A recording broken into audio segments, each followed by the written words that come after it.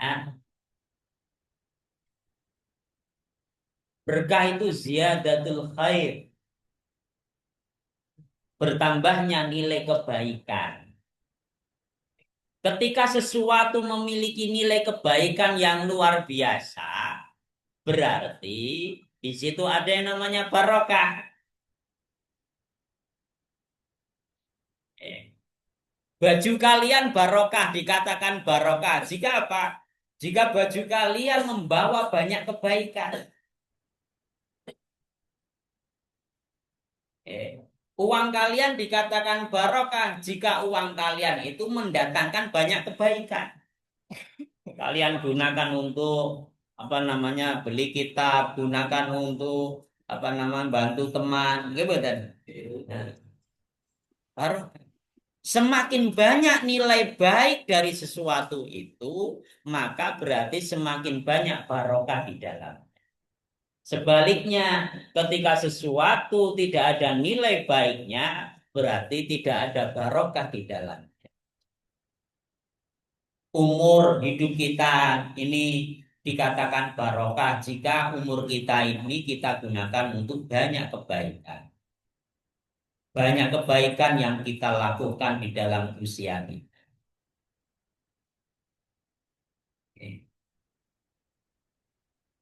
Umur itu sebenarnya bukan usia kalau dalam bahasa Arab. Umur itu kebaikan yang dilakukan sebenarnya. Kalau usia itu ajal. Eh, Tapi sudah kaprah ketika orang menyebut usia dengan istilah umur. Ada kebaikan yang dilakukan semasa hidup, ada masa hidup. Ya betul. Ada usia, ada kebaikan yang dilakukan di dalam usia itu. Kebaikan itu ibarat isi. Usia itu ibarat dompet. Dompet itu ada yang kecil, isinya luar biasa. Ada dompet besar, panjang, tapi tidak ada isinya, hanya sampah saja. Nah, kalian milih dompet kecil, isinya luar biasa, atau milih dompet besar yang isinya cuma sampah, lembaran-lembaran sampah yang dikumpulkan di dalamnya. Lalu milih cilik, ya siap-siap mati cepet. Eh, wis siap. Mateni ora usah, mati ora usah ngenteni siap ora? Siap. Ora ono Israel nawani. Wis siap. Mulai durung siap kita balik bikin. Ngenteni sampai siap ndak ada itu. Idza jaa ajaluhu la yastakhiruna sa'atan wala yastaqdim. Nanti wis wayahe ora iso di undur, ora iso di ajuh. Ya kita sih harapannya usianya panjang, kebaikannya juga luar biasa. Dompete dawa, gede, isine ora angger triliun, tapi desiliun. Kan ono piro? Juta, terus ratusan juta, terus miliar, terus triliun, bar triliun, kuadriliun, terus akuarium. Eh, engko pol-pole kan desiliun. Lera duwe ya liun tok. Eh, ngerti liun nah? Apa liun? Lengo ya. Tuh. Ya harapan kita begitu ya. Semoga Allah mengijabah. Eh. Syekh Ja'far Al-Barzanji dengan mengucap basmalah mengharapkan limpahan barokah yang deras kepada beliau. Wa utanni lan ngaping pindhoni ingsun. Wa utanni lan ngaping pindhoni ingsun dari kata taniyah. Eh, taniyah atau isnain. Kalau nama-nama hari dalam bahasa Indonesia apa? Senin, Selasa, Rabu, Kamis, Jumat, Sabtu, Ahad. itu kan mengadopsi dari istilah bahasa Arab kita. Al-Ahad, Al-Itsnain, Al-Tsulats, Al-Arbi'ah, Al-Khamis, Al-Jumu'ah, As-Sabt. Ya, itu dari kata ahad itu lah wahid itu nomor satu, Itsnain dari dua, Itsnan, Tsulats dari talata, Arbi'ah dari arba'ah, Al-Khamis dari khamsah. Lah Jumat kok ora sitah, Pak? Eh, hari sitah. Kenapa kok Jumat? Karena pada hari itu orang-orang suka berkumpul atau dianjurkan berkumpul di masjid. Jamaah artinya kumpul. Asal dari sabar dan diketok di sabar. Kalau dalam bahasa Inggris kan nama-nama hari itu kan ngambilnya dari nama-nama dewa, ya. Nama-nama dewa, dewa-dewa Yunani. Nah, itu hubungannya sama tata surya dalam mitologi Yunani. Oh, Sandi Mandi itu ya. Eh.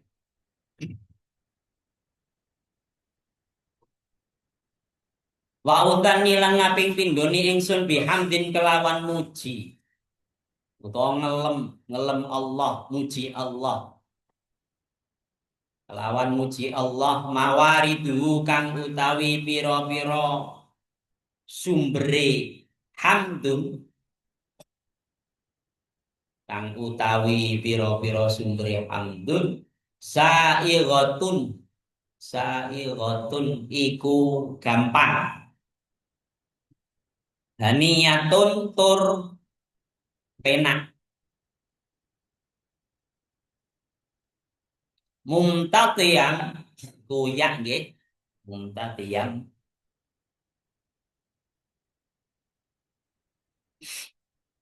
hale wong kang numpak utawa nunggang.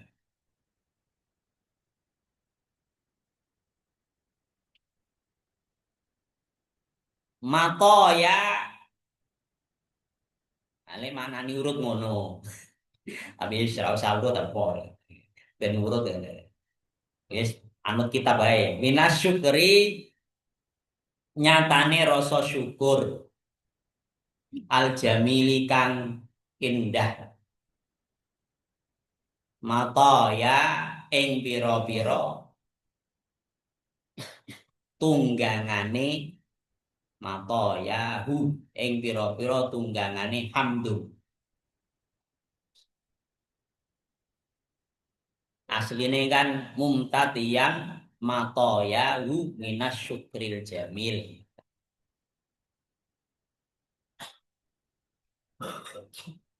Syekh Ja'far Al-Barzanji mengatakan setelah beliau memulai kitab ini dengan membaca basmalah dengan penuh harap limpahan barokah dari Gusti Allah, Syekh Ja'far Al-Barzanji kemudian mengatakan di sini, kemudian setelah itu wa'udan nih yang kedua kalinya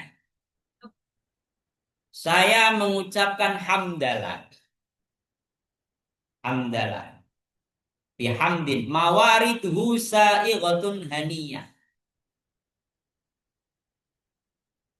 Memuji Allah dengan mengucap hamdalah itu kan tidak sulit sebenarnya. Sa'iqatun haniyah. Mawaridnya kan dari sini, dari lisan. Abote kaya apa to muni alhamdulillah. Ora abot, mulane dikatakan mawariduhu sa'iqatun haniyah. Tempat keluarnya pujian-pujian itu tidaklah sesuatu yang sulit. Ora angel, gampang. Ora angel muni alhamdulillah kecuali nih atine ono masalah. Atine ono penyakit nih. Abot. Selama atimu iku waras, ngucapno alhamdulillah ya ora abot insyaallah. Oke. Beliau mengucap hamdalah karena didasari rasa syukur. Mumtatiyam minas syukur. Oke. Didasari syukur yang luar biasa rasa terima kasih yang luar biasa kepada Allah. Nah, di sini beliau mengibaratkan rasa syukur ini sebagai matoya. Matoya itu eh, tumpaan. Nek wong biyen tumpakane iku unta, jaran, keledai. Beliau menaiki rasa syukur itu.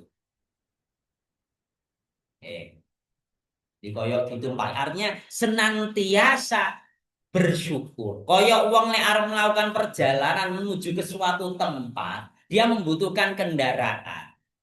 Supaya sampai tempat itu, dia akan naik kendaraan itu sampai tujuan itu. Supaya kita sampai pada Allah, kita naik dengan apa? Syukur tadi. Syukur itu kita jadikan alat tunggangan kita untuk sampai pada ridhonya Gusti. Kita menunggang rasa syukur. Artinya rasa syukur itu dekat dengan kita, ada selalu dekat dengan. Dikatakan di sini asyukurul jamil. Syukur yang indah. Maksudnya syukur yang indah itu gimana? Syukur yang benar-benar syukur, tidak hanya di lisan. Syukur kan ada tahapannya. Asyukru bil qalbi, asyukru bil lisan, asyukru bil jawarih.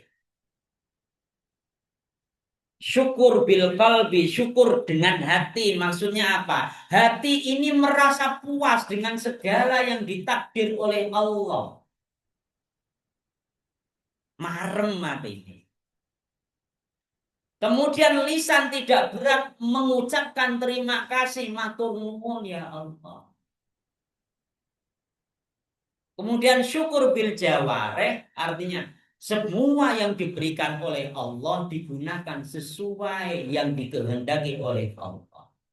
Kita bersyukur punya mata, ya, yang luar biasa hebatnya. Tidak ada kamera HP yang pikselnya seperti mata kita. Secanggih mata kita. Ora canggih piye? HP-mu kadang-kadang bogi apa jenenge eh, kamera objek yang dekat. Kadang-kadang supaya fokus nunggu beberapa saat, gitu betul. Nunggu beberapa saat tenang, jangan gerak nanti bisa fokus. Warnanya akhirnya bisa dibedakan secara jelas. Orang kabur, orang ngeblur. Gitu betul. Kemudian kita pindah ke fokus yang jauh, objek yang jauh, fokusnya lebih lama. Supaya fokus lebih lama proses. Lah, mata kita ini luar biasa canggih oleh Allah dibuat canggih. Kita lihat objek dekat, bisa bedakan warna mana merah tua, merah muda, hijau. Cepat pindah ke objek yang jauh. Dengan begitu cepat langsung bisa fokus. Orang-orang ngeblur dikit, bergelok cerah, asalnya rapatnya jelas, terus tambah jelas, tambah jelas, tambah jelas, terus pindah aduh, gurem, terus malah jelas, enggak.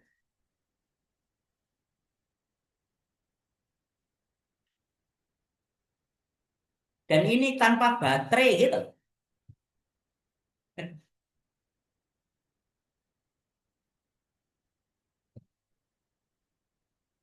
Kita pakai bertahun-tahun sampai sekarang alhamdulillah masih kepakai. Paling ya dia istirahatnya pas tidur sama pas merem. Tapi intinya luar biasa, bertahun-tahun itu kita pakai. Dan apa yang dilihat oleh mata direkam oleh otak. Otak ini semacam memori yang tidak hanya 1 giga, 2 giga, 1 tera, 2 tera. Banyak hal yang kita lihat tersimpan di otak kita. Masa Pak? Iya. Loh, tapi kok saya lupa yang saya lihat kemarin? Masalah lupa itu beda nanti. Karena file itu kadang-kadang ada, sampean tahu komputernya tadi ya? Laptop ya. Ada file yang sengaja ditaruh di desktop, ada file yang ditaruh di apa namanya di C, ya, atau di D atau di E, ya, lokal disk itu loh, yang D, C, di D nanti di folder, folder masih ada foldernya lagi, ada foldernya lagi, makin ke dalam tumpuk-tumpuk. Karena ditaruh di folder, folder di dalam folder, kemudian baru dicek. Itu malah kadang-kadang jarang kita buka. Karena jarang kita buka, secara otomatis itu akan tersimpan jauh. Otak itu begitu cara kerjanya. Sesuatu yang jarang kita perhatikan, jarang kita buka, itu secara otomatis akan disimpan di otak kita di bagian belakang. Sehingga suatu saat ketika kita butuh, kita susah nyarinya. Oh ya aku tahu ngerti pelajaran iki no yo yo. Piye golek ira ketemu-ketemu. Karena jarang kalian murojaah, jarang kalian buka, akhirnya otomatis tersimpan di belakang. Beda kalau itu sering kalian buka, kalian murojaah, jadi perhatian kalian. Itu secara otomatis tersimpan di bagian depan. Kayak misalnya HP, kalian tahu YouTube ini, YouTube atau medsos lah, Reels, Short, Instagram. Apa yang sering kalian cari di situ, sering kalian buka di situ, secara otomatis akan dibaca oleh algoritma. Yang sering kalian buka akan muncul di depan. Ya betul. Sampai ngetik saja baru huruf satu depan saja langsung muncul kok. Seperti itu kira-kira. Mulane nek sampean pengen gampang ngiling-ngiling pelajaran, sering murojaah, sering diwaca, jadi perhatian kalian.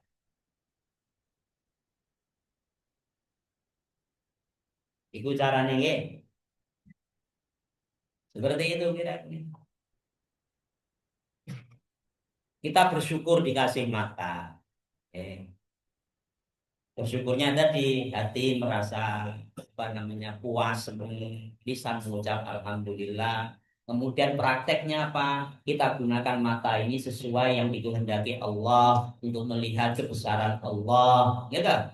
Merenung keagungan Allah, bukan untuk melihat sesuatu yang dilarang oleh Allah. Eh, Kalau mungkin sampai bertanya pada ahli anatomi tubuh mungkin bisa menjelaskan lebih detail kehebatan mata yang diciptakan oleh Allah.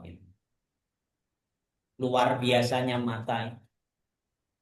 Sehari semalam kita berkedip berapa kali kira-kira rata-rata? Orang pernah mau hitung ya? Karena memang berkedip itu biasanya sarafnya bekerja di luar kesadaran kita. Seringnya begitu. Berbeda dengan mendengar. Kalau mendengar itu beda. Kalau berkedip itu kita kadang nggak sadar pun berkedip. Ada yang meneliti kira-kira rata-rata orang itu berkedip satu hari satu malam kira-kira 13.000 kali. Tapi ya sampai orang usah ngitung tenanan loh, terus bari kita terus dihitungi yang kedep siji, nggo tasbih gitu, cetek. Cetek. Cetek. Ya, malah ra sida turu, utawa malah cepet turune kok. Ya. Nek iku mbulimu wis ora berkedip ya. Iki barang. Wis ora berkedip mantan.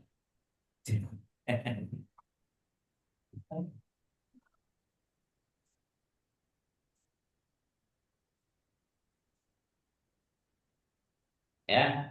Masih banyak lagi nikmat yang lain.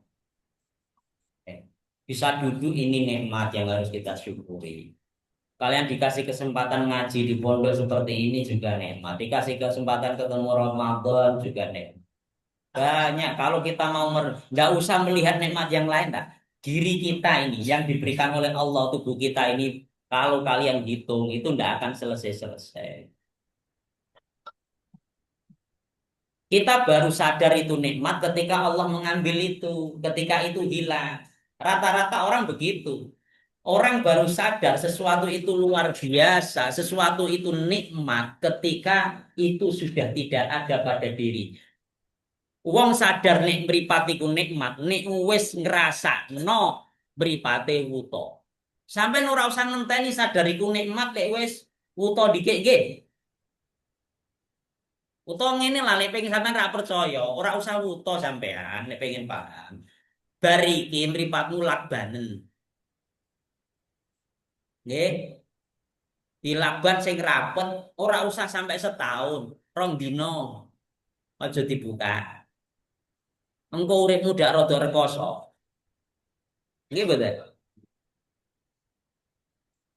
Lah metu kok pondok kene iki medun ngono, mripate tutupan, jego. Nggih ta? Mak buka karepe njiko ngawah malah keliru sambel. Nah, rekoso. Asyukrul jamil itu maksudnya syukur yang sempurna. Wa usollilan nyuwun rahmat sapa ingsun, nyuwun tambahi rahmat sapa ingsun. Solawat itu maksudnya memohonkan bertambahnya kasih sayang. Minta agar Allah menambah rahmatnya, kasih sayangnya kepada Rasulullah. Wa usallimu lan nyuwunake tambahi keselamatan ingsun. Alan nuri ing atase Kanjeng Nabi kang gadai nur cahaya. Al mausufi kang den sifati bitakot dumi kelawan sifat dingin. Dingin maksudnya dhisik. Wal awwaliyati lan kawitan. Al muntakili kang pindah. Sing pindah apa? Kira-kira sing pindah apa iki? Sifatnya apa iki? Al muntakili sifatnya apa? Naate apa ya? Eh? Naate apa? Sifatnya apa? Budi seorang siswa yang rajin dan tekun. Tekun itu sifatnya siapa? Budi.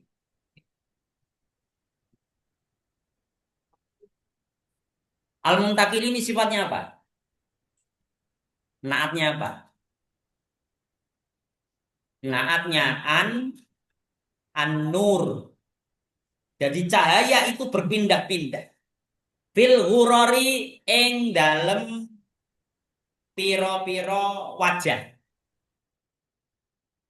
Piro-piro wajah. Ghuror itu jamak dari ghurroh. Asline ghurroh itu artinya bukan wajah. Ghurroh itu aslinya bukan wajah. Ghurroh itu arti aslinya adalah garis putih yang ada di dahi kuda. Jadi ono jarang kuda ya. Rata-rata kan warnanya coklat, ireng, putih gitu. Kuda yang memiliki garis putih di dahinya, yang ada garis putih di dahinya, garis putih di dahinya ini namanya ghurroh. Menurut orang Arab, kuda yang memiliki ghurroh garis putih di dahi itu adalah kuda yang berkualitas. Siji disawang api.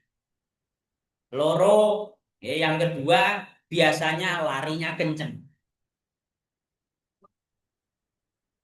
Tiga, gampang rumah tani. Lah kok sekarang ghurroh di sini diartikan wajah karena memang ghurroh itu kan adanya di daerah wajah. Ghuror ing dalem pira-pira rai. Al karimati kang mulya. Wal jibahilan batuk pira-pira batuk. Jibah batuk. Dari kata jabhah. Jama'i jabhah. Setelah beliau mengucap basmalah, kemudian hamdalah, kemudian beliau mengucap sholawat dan salam kepada Rasulullah. Di sini beliau menyebut Rasulullah dengan istilah an-nur. Nabi Muhammad disebut dengan nur, cahaya. Kenapa? Karena memang Rasulullah itu seperti cahaya. Kedatangannya menjadikan gelap hilang. Kita jadi tahu mana yang hak dan batil. Kita tahu di sini ada apa namanya tiang, di sini ada lemari, di sini ada lubang. Karena ada cahaya. Berkat cahaya itu kita bisa membedakan sesuatu. Karena kita bisa membedakan sesuatu, akhirnya kita bisa mendekat yang baik dan menjauhi yang berbahaya. Gitu betul. Nek ana cahaya repot. Eh, akhirnya kira iso bedakno endi ula endi cethet gitu. Dikira teken, wong asale menawa ulane kerang lho piye ngececen ngono ya. Dicekel masane teken. Ah tibake ula. Ulane kaget terus mematut kan. Kalau nggak ada cahaya, Rasulullah itu an-nur cahaya. Dan ada satu riwayat mengatakan bahwasanya sebelum alam semesta ini diciptakan oleh Allah, Allah menciptakan Nur Muhammad. Nurnya Nabi Muhammad. Jadi yang pertama kali diciptakan itu nurnya Nabi Muhammad.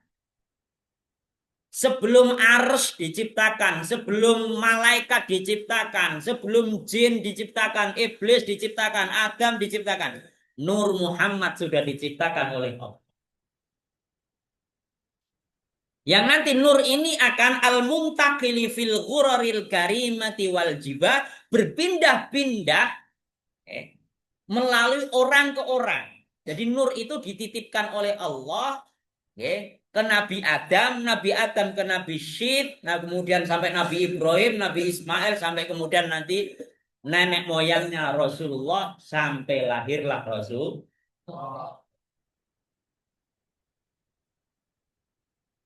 Wa astamnihu lan amrih peparing sapa ingsun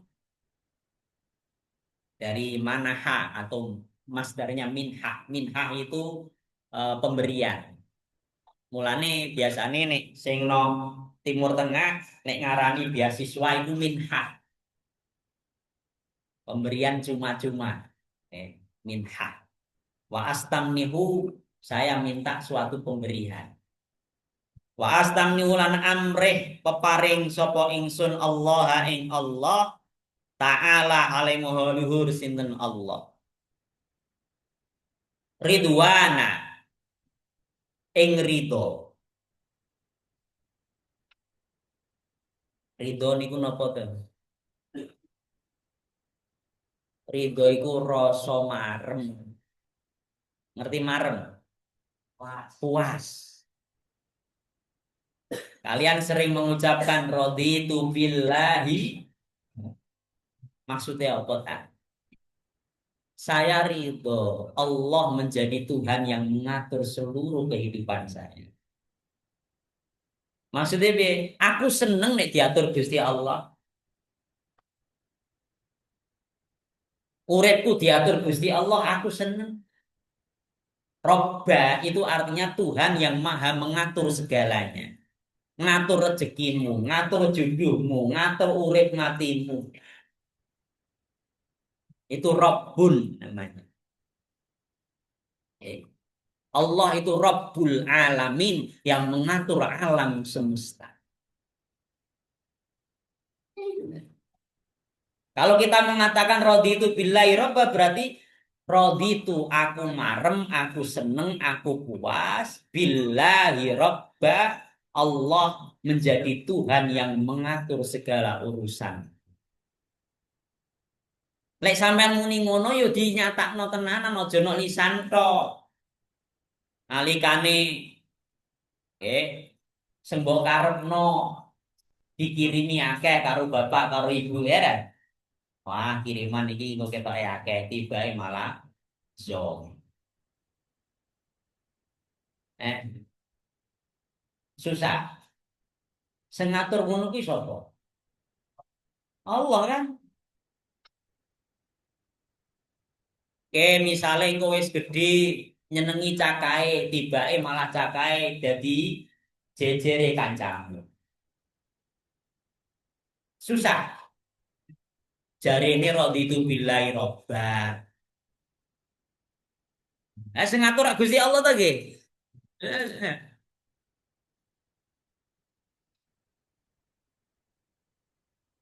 Nek raditu billahi robba ya kudune apa? Setiap takdir yang ditetapkan oleh Allah kita jalani dengan paling tidak dengan sabar lah nek urung iso syukur, dengan rasa puas, rasa marem, ora protes, ora ngeyel, mengeluh pun tidak. Eh, Lah supaya enak seperti itu, supaya raditu billahi robba itu mudah kita praktekkan, kita jangan terlalu banyak fokus terhadap keinginan-keinginan kita. Orang itu sering kecewa itu karena terlalu fokus pada keinginannya sendiri. Kakean mikir karepe dhewe sampai lali ngiling-ngiling kersane Gusti Allah. Kan duwe karep, di kepinginan gitu tadi. Aku pengen kengko misale bodoh, itu kok no kelambi anyar. Kira lho, pitung setel, pirang setel biasanya. 10, anggere dino ganti ngono. Sampai bar kupatan ngono ya. Iya. Karepmu kan ngono ya.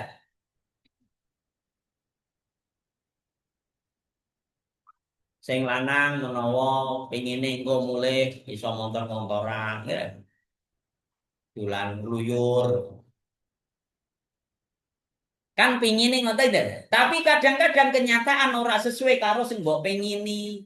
Sing dikersakno Gusti Allah, keinginan Allah ternyata tidak sama dengan yang kalian inginkan. Lho nek kowe meksa keinginanmu kudune terwujud, kecewa mboten? Ya kecewa. Mulane aja meksa pokoke kudune terjadi sing tak karepno. Aja. Kok ndak kecewa. Makanya ada ungkapan, kekecewaan itu kita sendiri yang buat, bukan orang lain. Nggih. Kecewa itu karena kita sendiri yang terlalu banyak keinginan, terlalu banyak harapan. Lu berarti ora usah di keinginan, tak usah diharapan. Yo ora apa-apa di keinginan, yo ora apa-apa di harapan, tapi ojo lali bahwa keinginan kalian itu tergantung dengan kehendaknya Allah. Kalau Allah berkehendak, ya keinginan kalian bisa terlaksana. Kalau Allah tidak berkehendak, keinginan kalian tidak terlaksana, ya tidak akan terlaksana. Paham ya? Dan yakinlah apa yang dikehendaki Allah itu yang lebih baik. Allah tahu mana yang lebih baik untuk kita. Kalau kita kadang-kadang hanya mengira ini baik untuk kita, padahal tidak baik. Kita seperti anak kecil mengira, ya, ngira bahwa apa namanya minuman-minuman es yang warnanya menarik, merah ngejreng itu bagus untuk kita yang sedang pilek. Caci cilik kan anggapannya wah iki seger iki kan. Lah wong tua menging ojo nang iki pilek ojo mimi iki watuk barang ojo mimi iki. Lah ketika dilarang orang tuanya kadang-kadang anak punya prasangka buruk. Alah, bapak pelit, ibu pelit, mosok es patang ewu wis ra entuk. Kemudian dia punya kesimpulan ayah ibunya pelit, ayah ibunya jahat. Terus akhirnya curhat sama temennya. Dia merasa seperti orang yang paling tergolimi sedunia. Eh,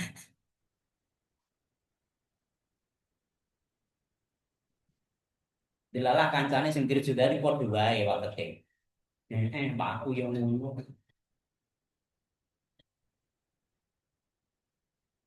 Padahal orang tua itu bukan karena pelit, bukan karena jahat, tapi karena sayang sama anak. Orang tua tahu kalau ini dituruti, anak ini nanti sakitnya tambah parah, waktunya tambah nemen.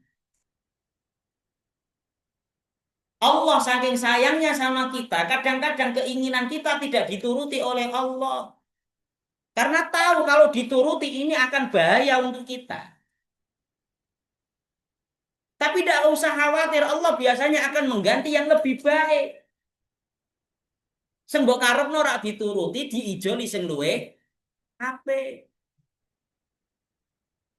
Atau nanti dituruti Allah pada waktu yang tepat. Ya engko tak tumbasno es nek watukmu wis panas. Nah, kaya wong tuwa ngono misale. Eh, kira-kira seperti itu. Maka jangan pernah berburuk sangka kepada Gusti Allah. Buruk sangka kepada Allah itu adalah godaan setan yang menyesatkan kita. Apapun yang terjadi pada kita, tetaplah yakin bahwa Allah sayang sama kita. Semua takdir Allah itu untuk kebaikan.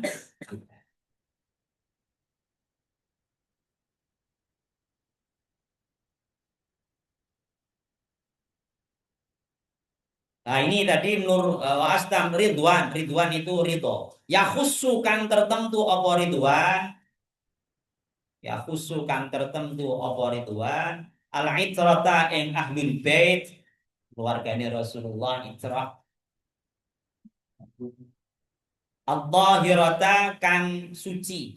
An-Nabawiyata kang bangsa Nabawi. Jadi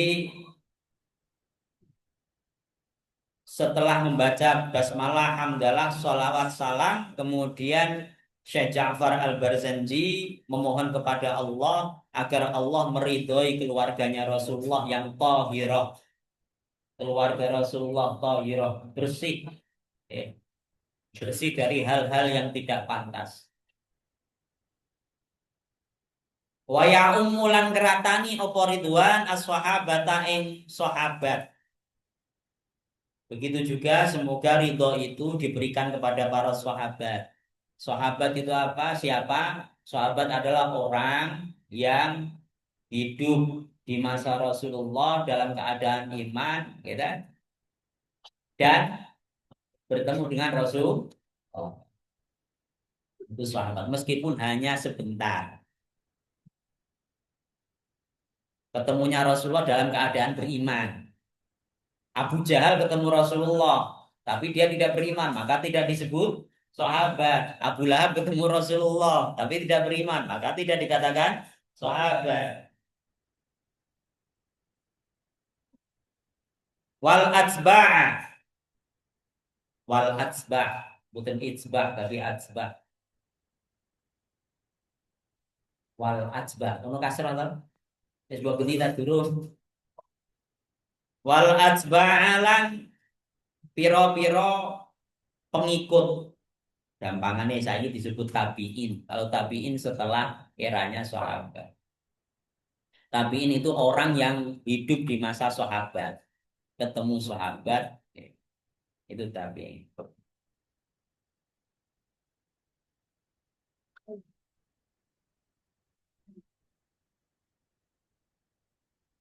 Waman lan wong wala kang nek bahasane saiki apa ya loyal ya. Loyal setia gitu utawa asih wala kang asih sapa man hu ing Kanjeng Nabi. Semoga Syekh Ja'far Al-Barzanji mohon pada Allah semoga ridho Allah secara khusus terlimpahkan kepada keluarga Rasulullah, kemudian secara umum terlimpahkan kepada sahabat, tabi'in dan tabi'it tabi'in, kemudian orang-orang yang loyal mencintai Rasulullah. Semoga kita termasuk di dalamnya. Ya, termasuk waman wala. Kita bukan keluarga Rasulullah, gitu. Nah, itrah keluarga yang memang secara nasab bukan. Bunin oke nih menawa ono sing secara nasab termasuk ahlul bait itratul Rasulillah ya. Wallahu a'lam. Oke. Sahabat juga bukan. kita juga bukan tabiin atau tabiin tabiin. Dan insya Allah kita masuknya pada golongan waman, wala, orang yang loyal mencintai Rasul. Semoga mendapat ridho sebagaimana doanya Sayyid Ja'far Al-Barzanji. Kalau Sayyid Ja'far Al-Barzanji ini termasuk Ahlul Bait, keturunan Rasulullah. Dia keturunan dari Sayyidina Musa Al-Kazim. Sayyidina Musa Al-Kazim itu nanti sampai Sayyidina Husain kalau ditarik ke atas. Eh, dari keluarga Al-Barzanji. Al-Barzanji. Barzanji itu bukan negara Arab. Dia di luar Arab. Tapi Syekh Said Ja'far Al-Barzanji ini lahirnya di Mekah, Madinah kalau nggak salah. Mekah atau Madinah, di Haramain. Besar di sana sampai jadi ulama besar, jadi mufti bahkan yang berhak mengeluarkan fatwa. Kemudian ahli fikih beliau dan ahli sastra Arab. Makanya beliau diberi kemampuan oleh Allah untuk menulis uh, kitab ini. Ini nama kitabnya apa? Nanti tak kasih tahu. Eh, nama kitabnya apa, Pak? Ini nama kitabnya apa? Ini namanya Iqdul Jawahir. Nama kitab ini namanya Iqdul Jawahir. Nama aslinya Iqdul Jawahir. Cuma orang-orang mengenalnya dengan sebutan Maulid Albar dan nama yang dikasih oleh Syekh Ja'far Al-Barzanji sendiri nama Iqdul Jawahir. Eh, Iqdul Jawahir itu untayan permata. Eh, Iqdul Jawahir. Wa astajdi lan amrih peparing ingsun. Jadiyun itu juga artinya pemberian. Istajda berarti mohon atau meminta pemberian. Wa astajdi lan amrih peparing ingsun hi ing Allah. Lho kok ora hu, Pak? Kenapa hae dikasro aja? Alasannya apa? Kok dikasro ora didhamma? Biasanya domir hak kan hu, ya betul. Kenapa dikasro? Karena istifqol, karena berat. Kalau ada hak berada setelah ya mati di itu kangelan ngucap none. Wa astajdihu kangelan. Luwe penak wa astajdihi. Enteng, no ilat lo kepinuk. Ora kabulkan. Hidayatan ing pituduh. Lisulu kisubuli maring ngambah piro-piro dalan. Dalan maksudnya no kene iku agama gitu. Alwal di hati kang pertelo. Pertelo itu artinya jelas. Al jaliyati tegese pertelo. Wadiha karo jaliyah itu ya artinya meh podo. Podo-podo berarti jelas.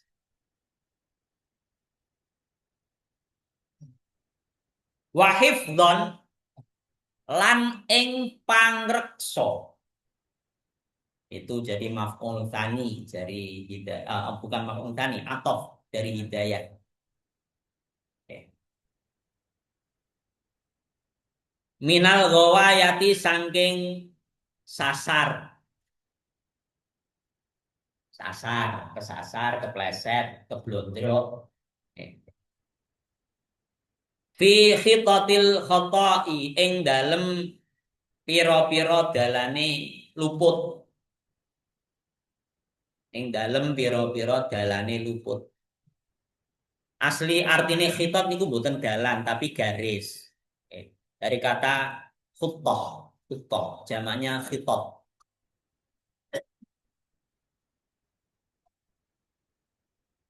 Wa khutah lan panggonane luput. Khutah itu aslinya langkah, langkah dari kata khutah, langkah. Lan panggonane luput. Ada, nggih, panggonane luput. Luput. Kemudian Syekh Ja'far Al-Barzanji mohon kepada Allah agar diberi petunjuk supaya bisa apa namanya mengarungi jalan agama yang jelas. Oke.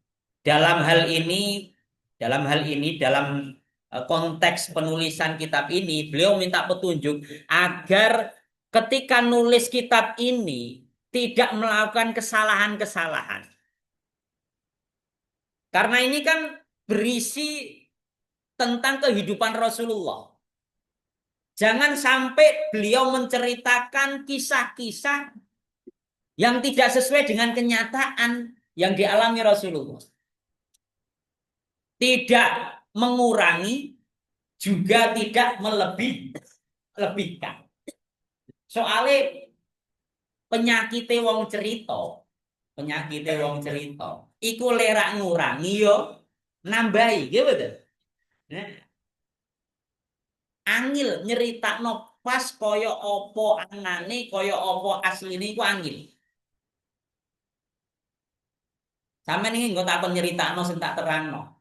Misale, engko mesti ya, aku yakin nek rambut tambahi ya mbok longe. Coba lah terangno tentang maksudnya ridho mau sing diterangno Pak Umar. Engko ya lek rambut kurangi mbok tambahi, nggih betul. Iku jenenge cerita. Ada distraksi. Okay. Distraksi. Rusak, kalong, hilang. Lah beliau takut.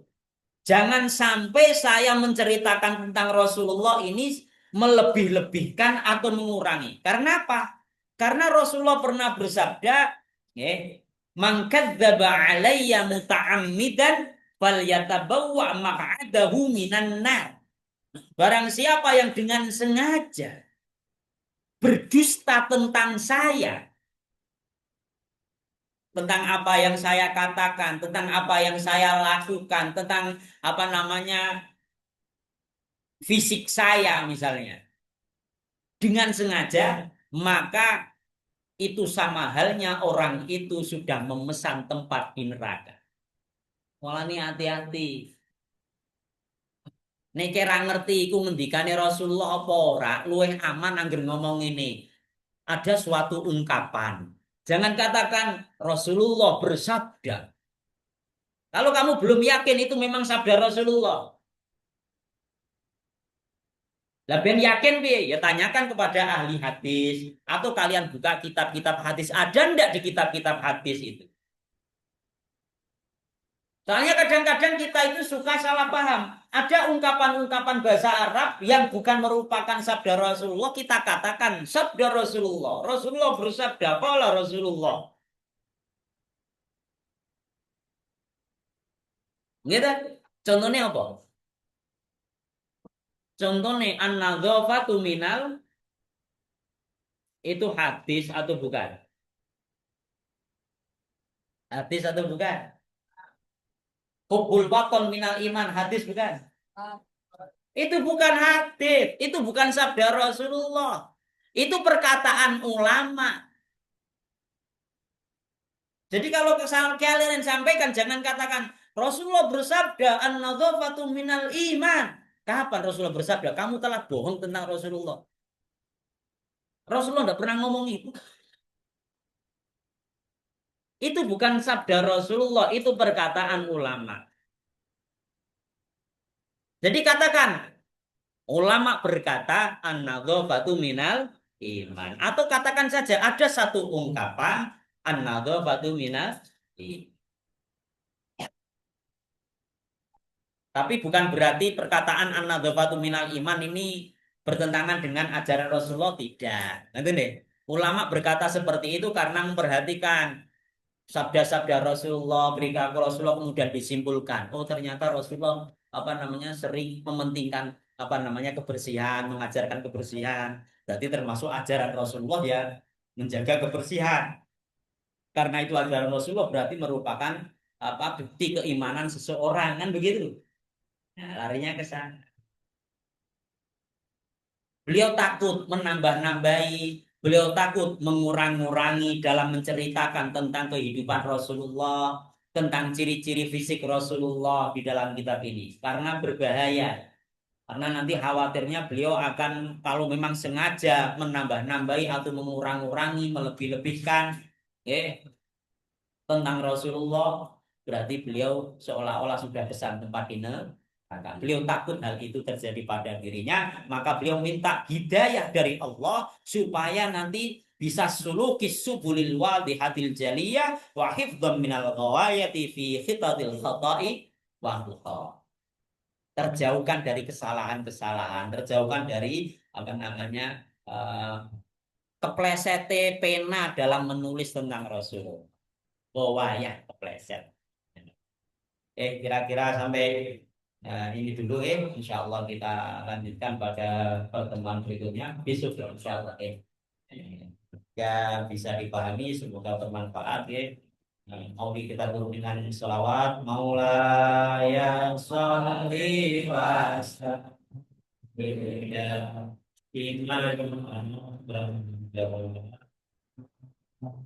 Habibi Habibul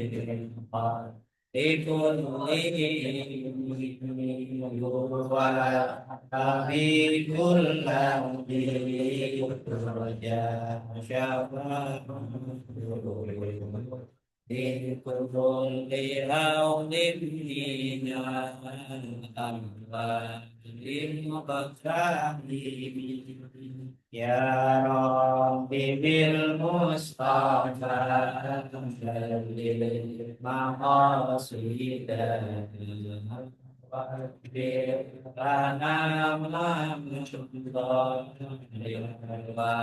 Si'an karami Ya Arhamar Rahimin Ya Arhamar Rahimin Ya Arhamar Rahimin Fadlil على المسلمين الفاتحة